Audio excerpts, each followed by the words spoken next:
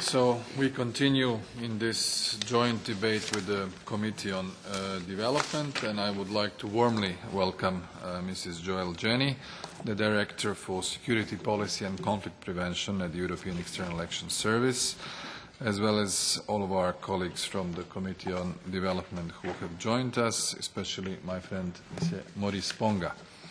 Today's exchange of views gives us an opportunity to discuss the current efforts to draw up an EU-wide strategic framework for security sector reform.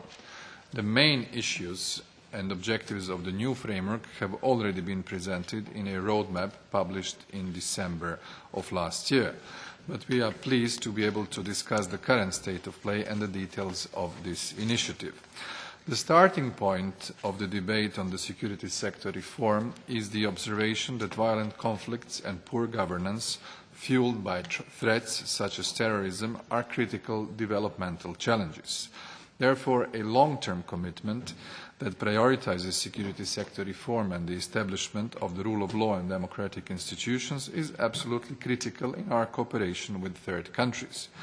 Coordinated external action that makes use of the EU's diplomatic, security, development and humanitarian tools is central to restore confidence and ensure that partners' countries' institutions are equipped to meet the challenges in preventing conflicts as well as in conflict and post-conflict situations.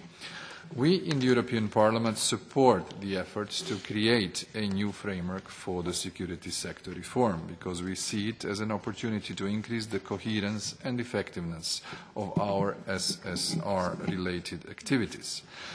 The framework currently being elaborated should aim to bring together the CSDP and all other relevant CFSP tools, as well as development cooperation instruments and freedom, security and justice actors in order to maximize the effectiveness of the EU's support to the security sector reform process. Mrs. Jenny, I would appreciate if you could talk in a little bit more detail about the main policy objectives and the implementation measures that are being discussed.